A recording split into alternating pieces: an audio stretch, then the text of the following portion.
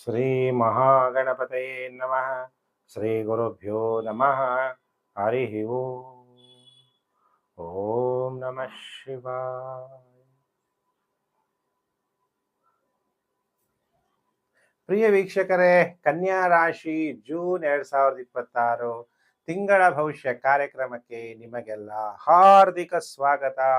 ಕನ್ಯಾ ರಾಶಿಯವರಿಗೆ ಜೂನ್ನಿಂದ ಗುರುಬಲ ಮತ್ತೆ ರಾಜಯೋಗ ಈ ತಿಂಗಳು ಆರಂಭ ಆಗುತ್ತೆ. ಆಲ್ಮೋಸ್ಟ್ ಎಲ್ಲಾ ಗ್ರಹಗಳು ನಿಮಗೆ ಶುಭ ಫಲ ಕೊಡ್ತಾ ಇರೋದ್ರಿಂದ ಒಳ್ಳೆ ಸಮಯ ಯಾವಾಗ ಆರಂಭ ಆಗುತ್ತೆ ಗುರುಜಿ ಕನ್ಯಾ ರಾಶಿಯವರಿಗೆ ಅಂತ ಕೇಳ್ತಾ ಇದ್ರಿ. ಜೂನ್ 2026ರಿಂದ ನಿಮಗೆ ಒಳ್ಳೆಯ ಸಮಯ ಆರಂಭ ಆಗ್ತಾ ಇದೆ. ಪ್ರಿಯ ವೀಕ್ಷಕರೇ, ವಿಡಿಯೋನ Facebook, WhatsApp group, Telegram group, ಎಲ್ಲೆಲ್ಲಿ ಸೋಷಿಯಲ್ ಮೀಡಿಯಾಗಳಲ್ಲಿದ್ದೀರಿ ಅಲ್ಲೆಲ್ಲ ಶೇರ್ ಮಾಡಿ.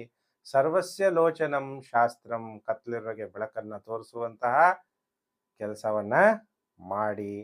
ಕನ್ಯಾ ರಾಶಿ ಜಾತಕರು, ಹಾಗಾದ್ರೆ ಕನ್ಯಾ ರಾಶಿ ಜಾತಕರು ಹೊಸಬರಾಗಿದೆ ಸಬ್ಸ್ಕ್ರೈಬ್ ಮಾಡ್ಕೊಳ್ಳಿ. ನೋಟಿಫಿಕೇಶನ್ ಬೆಲ್ ಆಲ್ ಅನ್ನೋದು ಒತ್ತಿ. ಹಾಗಾದ್ರೆ ಮುಂದೆ ಹಾಕುವ ಲೇಟೆಸ್ಟ್ ವಿಡಿಯೋ ನಿಮಗೆ ಬೇಗ ಬಂದು ತಲುಪುತ್ತೆ.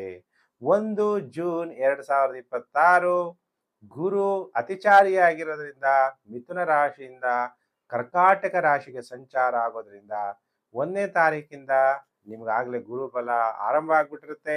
ಗುರು ಸಂಚಾರ ಆಗೋಕ್ಕಿಂತ ಮೊದಲೇ ನಿಮಗೆ ಶುಭ ಫಲದ ಸೂಚನೆಗಳನ್ನು ತೋರಿಸಿರ್ತಾನೆ. ವಿವಾಹ ಲಾಭ, ವಿವಾಹ ಆಗೋದ್ರಿಂದ ಆಗುವಂತಹ ಲಾಭ, ತಾಯಿಯಿಂದ ಅನುಕೂಲ, ಇವೆಲ್ಲ ನಿಮ್ಗಾಗಲೇ ಸೂಚನೆಗಳು ಬಂದಿರುತ್ತೆ. ಹಾಗಾದ್ರೆ ಇತರೆ ಗ್ರಹಗಳು ಕೂಡ ಶುಭ ಫಲವನ್ನ ನಿಮಗೆ ಪ್ರಾಪ್ತಿ ಮಾಡಿಸ್ತಾರೆ ಕನ್ಯಾ ರಾಶಿ ಜಾತಕರಿಗೆ.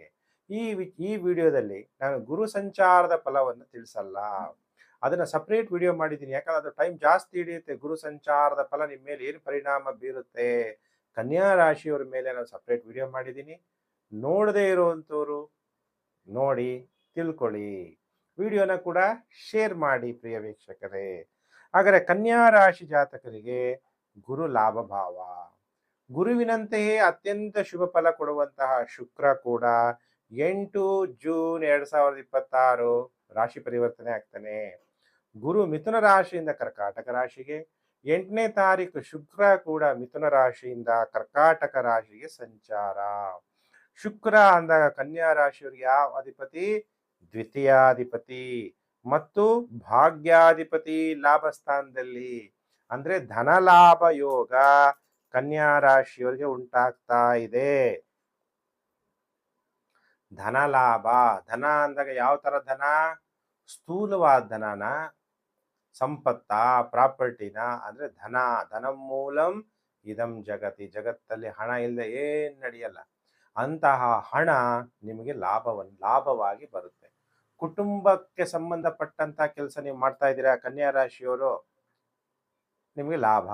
ಕುಟುಂಬ ಜನ ಜೊತೆ ಸೇರಿ ಗುಂಪಲ್ಲಿ ಕೆಲಸ ಮಾಡ್ತಾ ಇದ್ರೆ ಲಾಭ ಬರುತ್ತೆ. ಅದೃಷ್ಟ, ತಂದೆಯ ಜೊತೆ ಕೆಲಸ ಮಾಡ್ತಾ ಇದ್ದೀರಾ ಲಾಭ ಬರುತ್ತೆ. ತಂದೆ ಮಕ್ಕಳು ಎಲ್ಲ ಒಂದೇ ಕೆಲಸ ಮಾಡ್ಕೊಂಡು ಬರ್ತಾ ಇರ್ತಾರೆ. ವಂಶ ಪಾರಂಪರ್ಯ ವೃತ್ತಿ, ಅದರಲ್ಲೆಲ್ಲ ಲಾಭವನ್ನ ತಂದ್ಕೊಡ್ತೀರಿ. ಅದೃಷ್ಟದಿಂದ ಲಾಭ. ಸುಮ್ಮನೆ ಕೈ ಇಟ್ಟರೆ ಸಾಕು, ಏನಾಗುತ್ತೆ? ಮುಟ್ಟಿದ್ದೆಲ್ಲ ಚಿನ್ನ ಅಂತಾರಲ್ವಾ, ಅಂತಹ ಸಮಯ ನಿಮಗೆ ಆರಂಭ ಆಗ್ತಾ ಇದೆ ಕನ್ಯಾ ರಾಶಿ ಜಾತಕರಿಗೆ.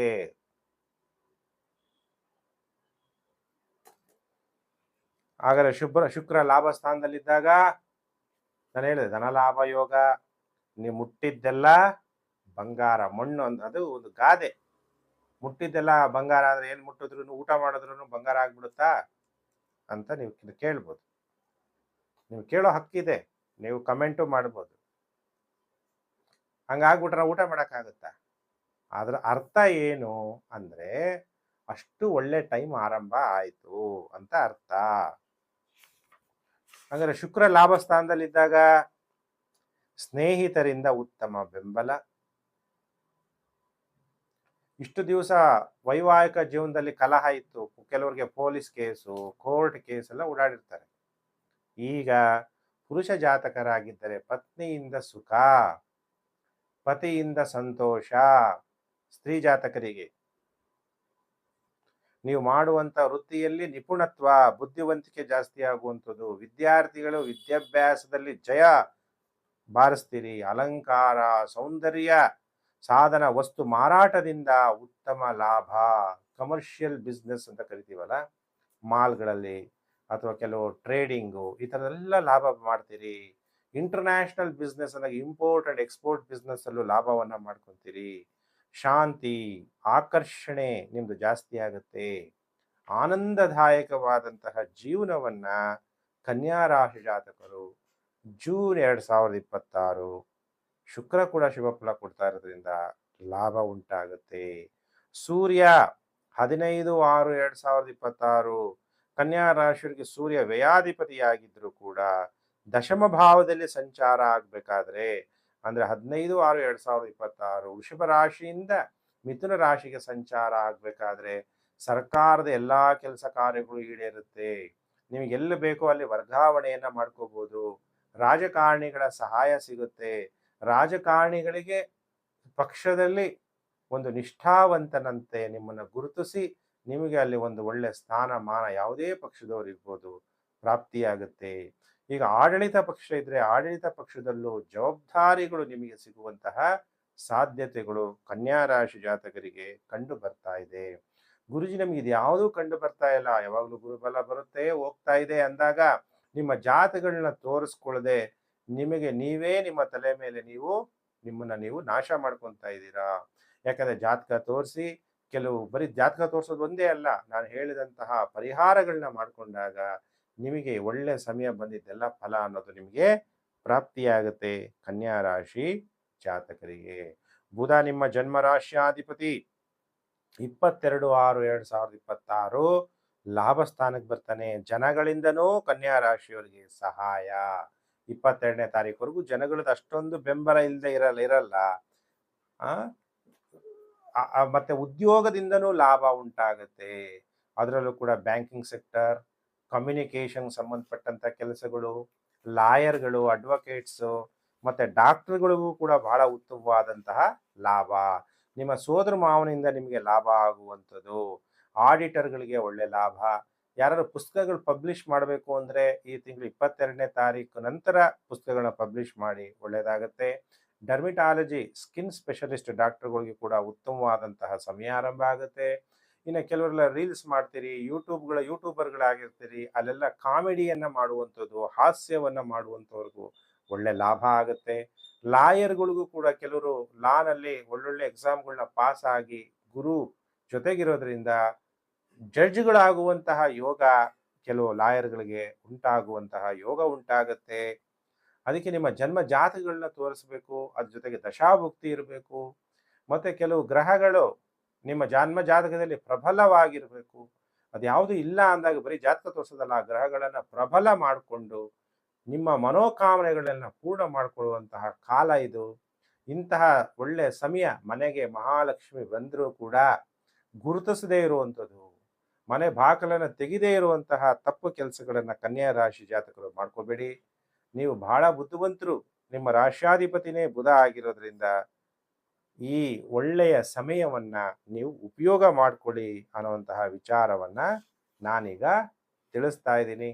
ಆಗ ರಾಜಯೋಗದಂತ ಫಲನೇ.